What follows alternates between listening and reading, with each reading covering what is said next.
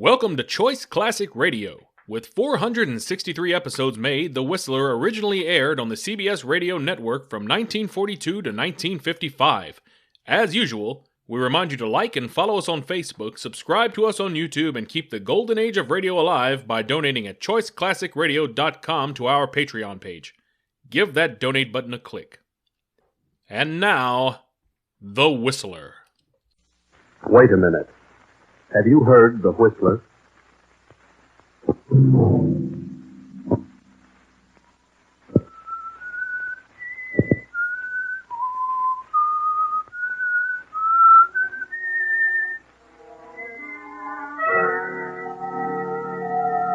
I'm The Whistler.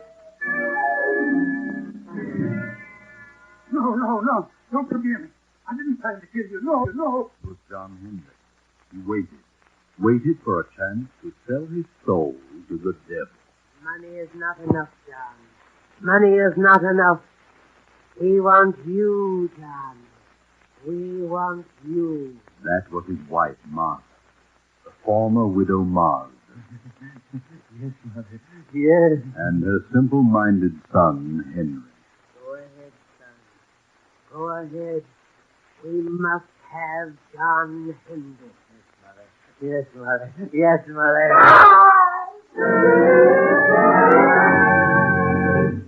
Tonight, CBS presents a new mystery series, The Whistler.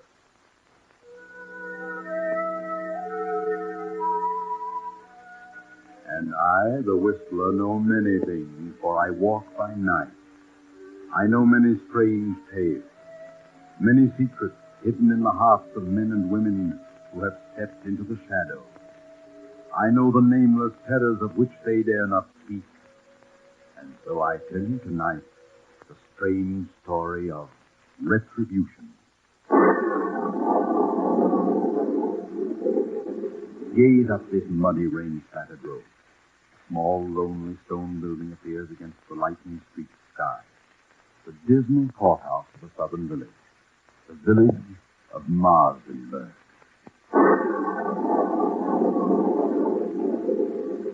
It's nearly midnight. A trial is in progress. A murder trial. John Hendricks is on trial for his life. The state versus Hendricks. Killed his wife and stepson. He killed his wife and her simple-minded son, Henry, for the $10,000 in cash she kept in her big house on the outskirts of town. Open the door.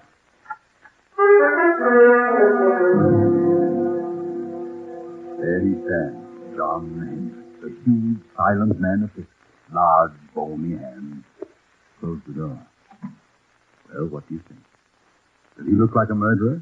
The prosecutor is closing his argument. It has been proven that Mrs. Hendricks had no current bank account.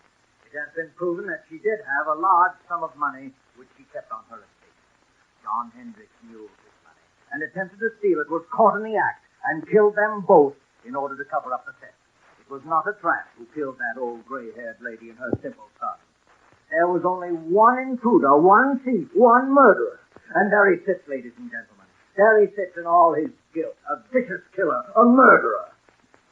There is only one decision for you to make. There is only one penalty that can erase from this countryside the stigma of this fiendish crime. One penalty for this axe-murderer, John Hendricks. And that penalty is death. Take rest. Ladies and gentlemen of the jury, have you reached a verdict? Have you reached a verdict? Your Honor, we, the jury, due to lack of more complete evidence, find the defendant guilty of murder in the second degree.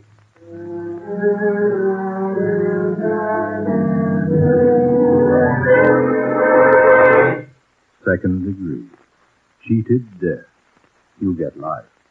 Surprise? Of course you are. But it had to be.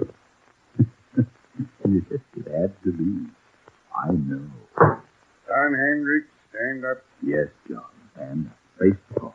Watch him now. He's on the street.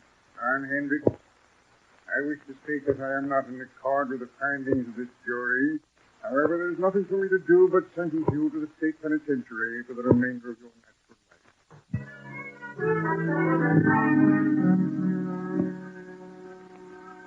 Know where you are now? Recognize that huge, sprawling stone structure with the high walls around it? State penitentiary. How much later? 10 years. John Hendricks is in there. He has a number now. It is 1013. Let's go through the gate. Up the steps, down the corridor. Here we are in cell block 2. Night again. Just turn in.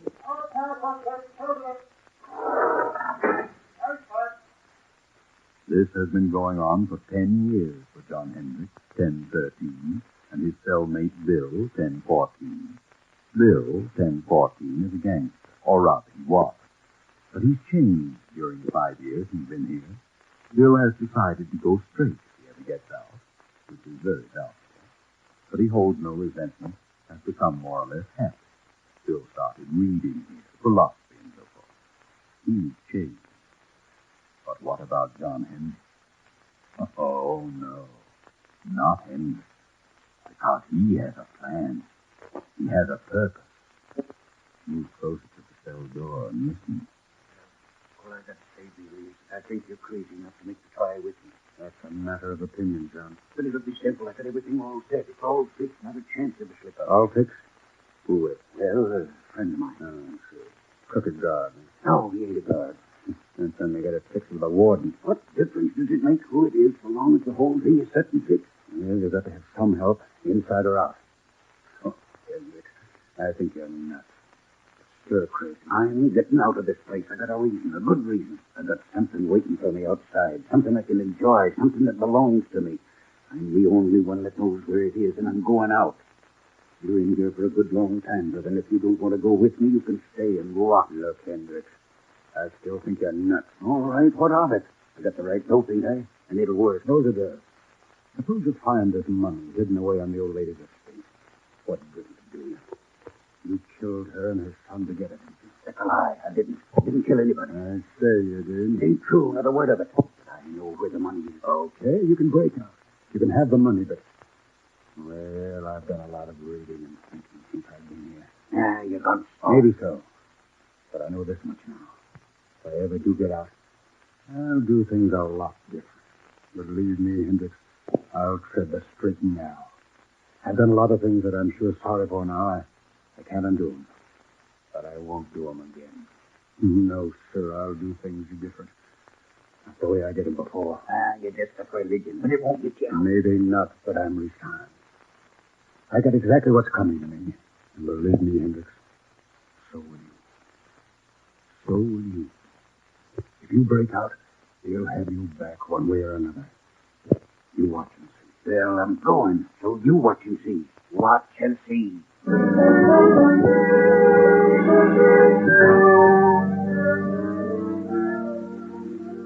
Now, another storm. Another night, a lonely country road, a car.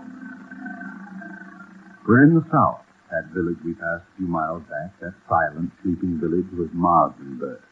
Yes, Marsdenburg, remember? That small, lonely stone building was the courthouse. The courthouse where John Hendricks was tried and convicted. We're on the outskirts now, on a lonely road. A young man is driving the old car, and there's a girl beside him. Motor trouble? Well, there, just ahead of light. Yes, the little crossroads store. Pull in. There's a light, but I don't see anybody. Oh, it's closed. We better drive on. I guess you're right. Evening, folks. What's the trouble? We're having motor trouble. Oh, is it? How are you doing driving around on a night like this? On our way west. Mister, is there an inn or something around here where we can stay for the night? An inn? Yes, there's a place about 8 miles up the road. They'll probably put you up. There's a sign on the left-hand side of the road. Can't miss it. This road's pretty bad when it rains. Gotta be careful or you'll find yourself walking. Thanks. We'll try. Good night. Good luck, mister. You'll need the luck.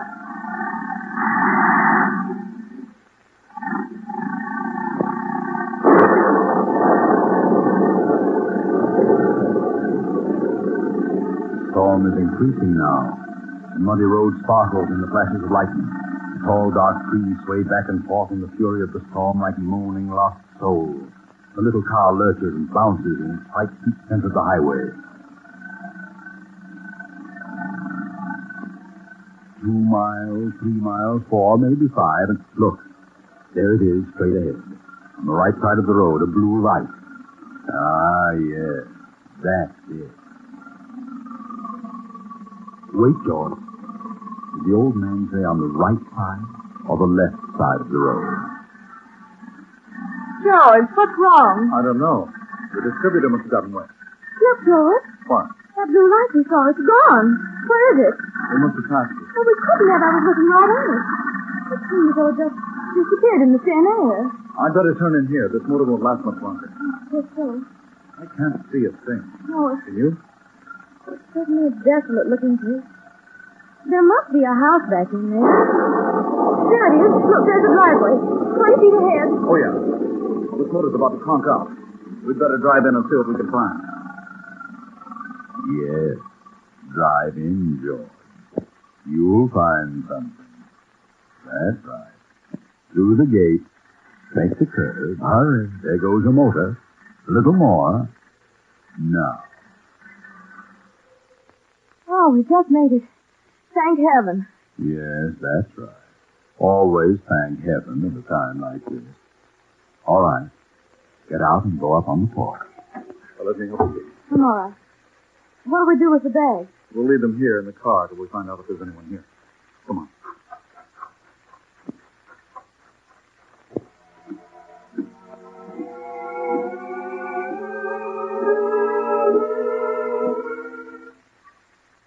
Do you see a bell? No. Can't see a thing. See, this place looks completely deserted. I don't think anyone lives here. I don't either. Let's go.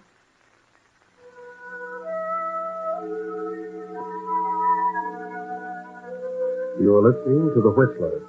We pause momentarily for station identification. This is the Columbia Broadcasting System.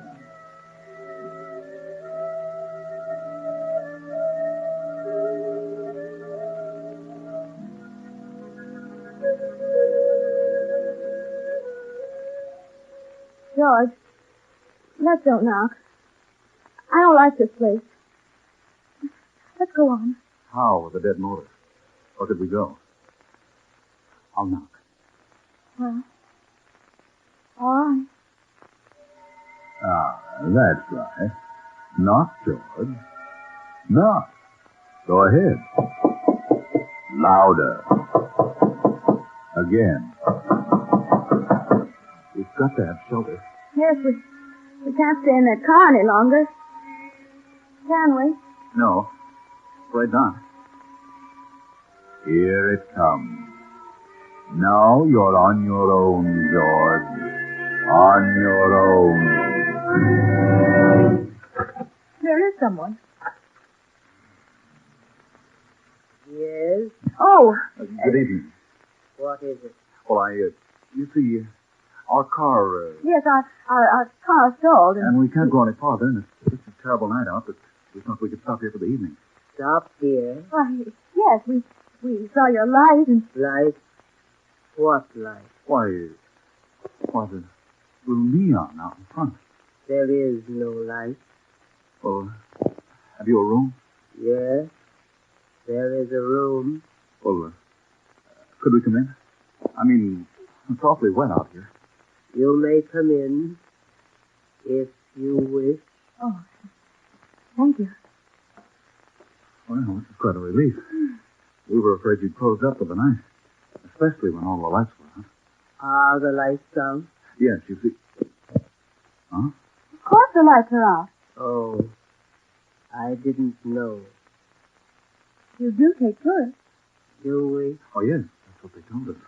Who told you? Well, the old man at the little store back at the crossroads. Little store. Yes, at the crossroad about 5 miles back.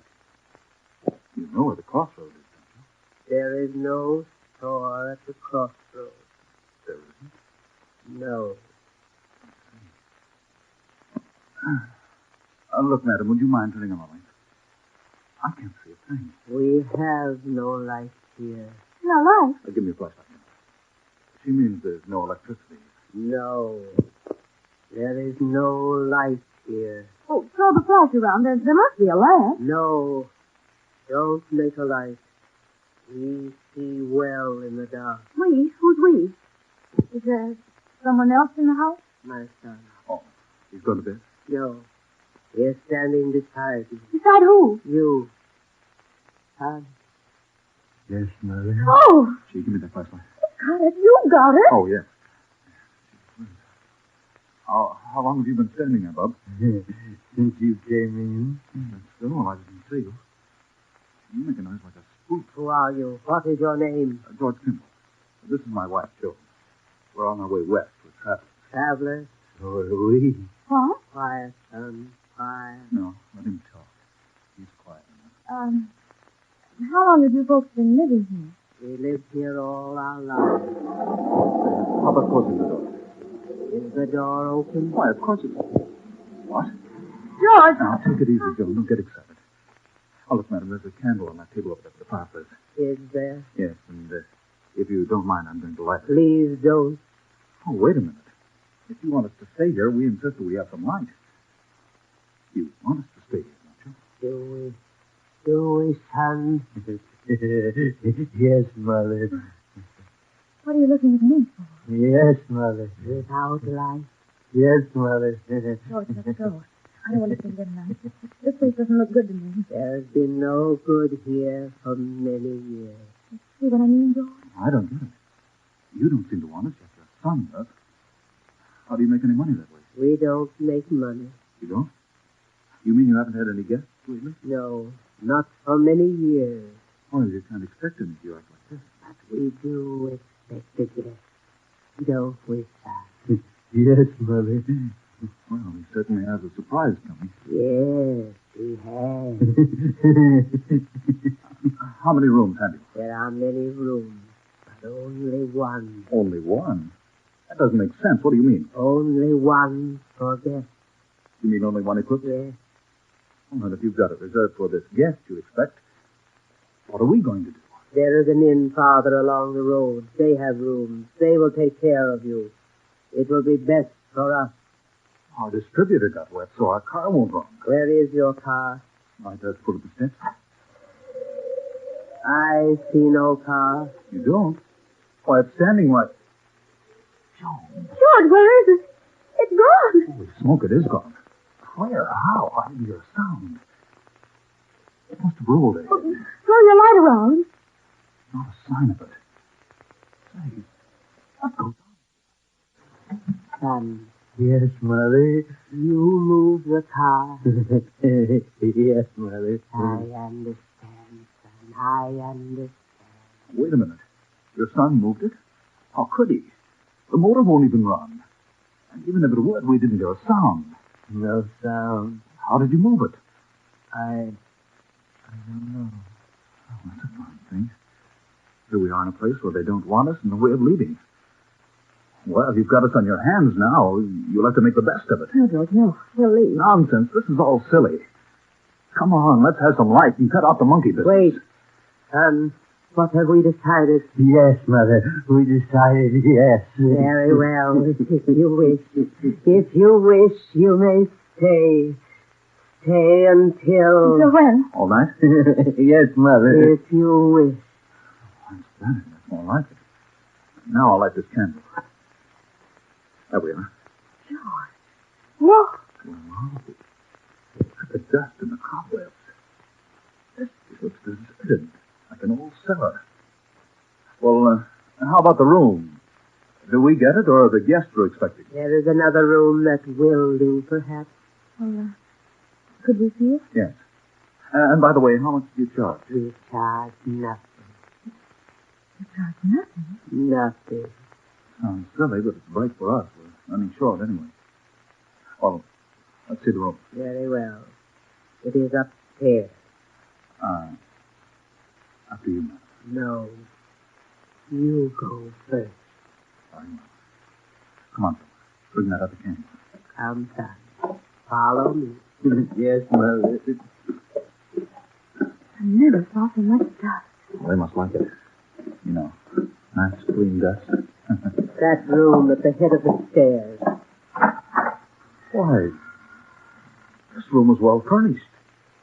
Is this the room reserved for your expected guest? No. You said you had only one room furnished. Who sleeps here? I stay here now. I see. Do I? It's a nice, soft bed. It was always comfortable. We'll leave you now. Come, son. We must leave them alone now. Yes, Mother. Leave them alone. Good night. Good night. You will lock your door? Oh, yes. We'll lock it. Goodbye. Say, did she say good night or goodbye? I don't know. I thought she said... She did say goodbye. Golly, what a screwy outfit. I wish we hadn't had car trouble. That's what we get for trying to drive in this storm. How much money have we left? Not much. Just enough to get to Los Angeles the way I figure. Once I get there, I know there'll be a job for me. We'll make it, don't worry. You'll see me in a nice job in Hollywood. I'm not worried about seeing you in Hollywood. No? No. I'm just worried about seeing you in the morning.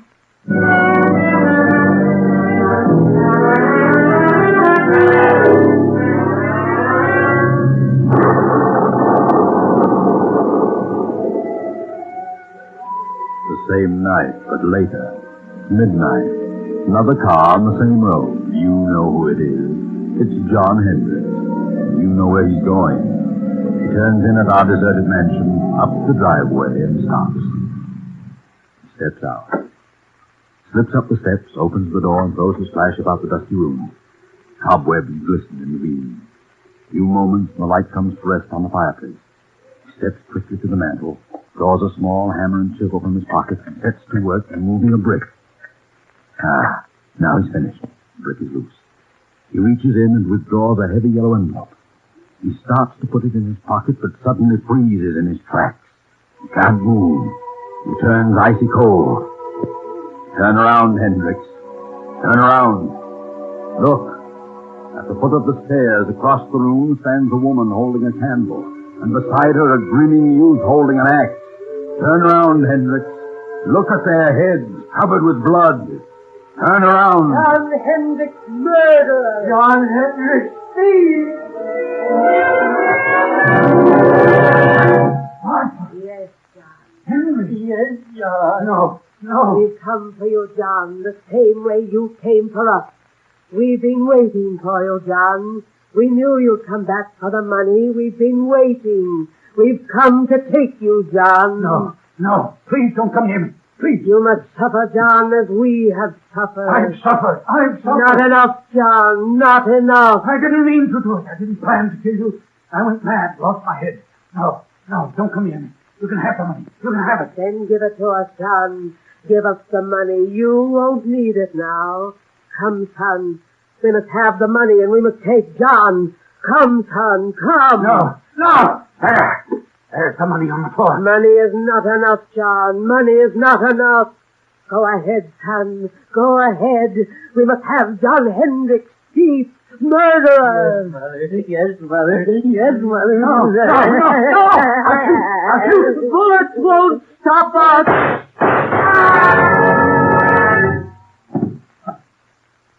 Lord, George. I heard a scream. Downstairs. What did I? Inside. I'll open the door. It must have been downstairs. I don't see a thing. Here's your flashlight. Great Scott. Look. A man down there on the floor. Come on.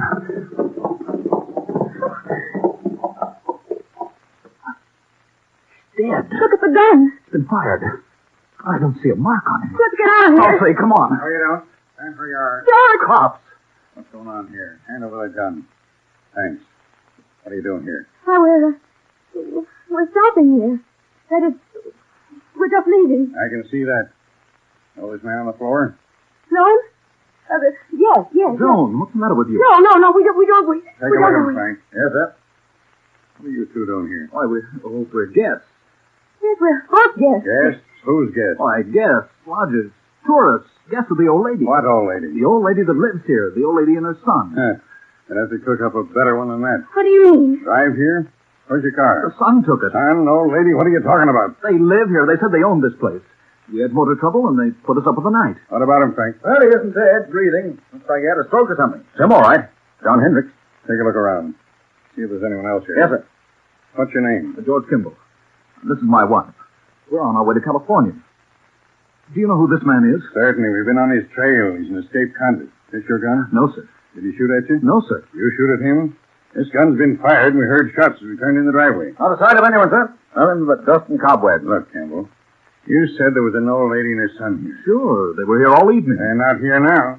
Well, they let us in and showed us to our room. They certainly were here.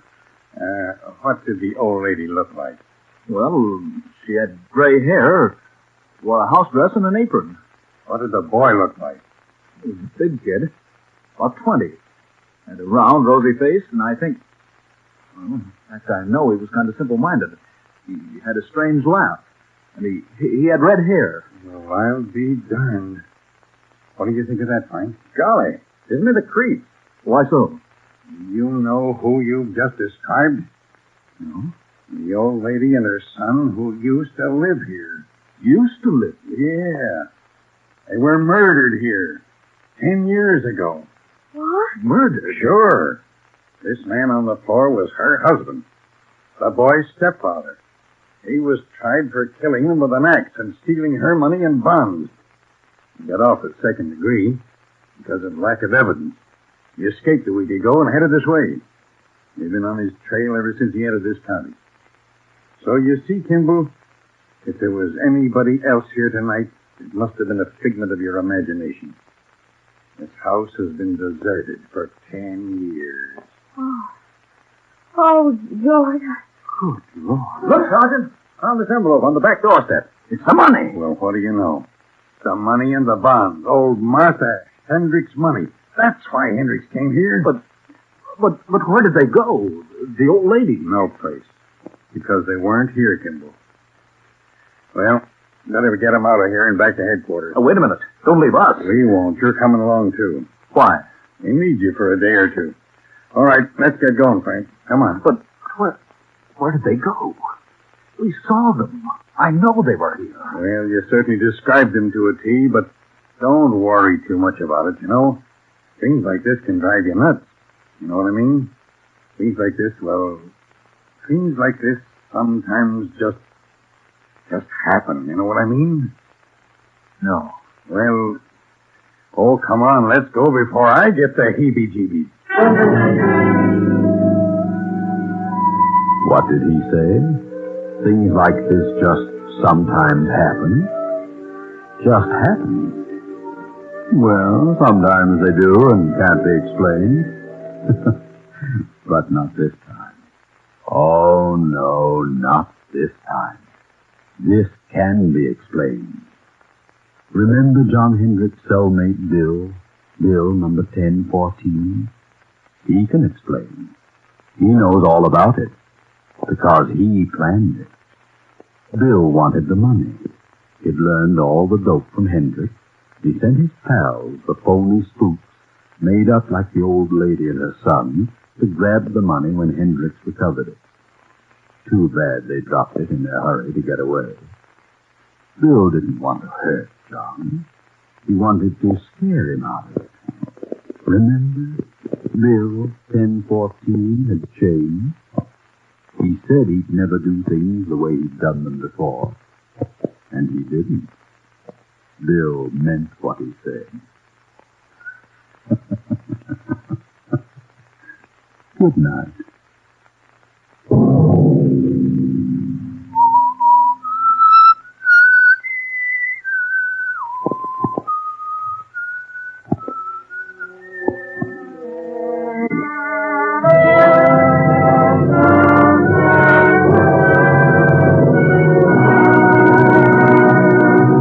If this came upon you unaware and you listened, we've served our purpose. The Whistler, with original music composed and conducted by Wilbur Hatch, is written and directed by J. Donald Wilson and originates from Columbia Square in Hollywood. Next week, Same time, the Whistler returns. This is the Columbia Broadcasting System.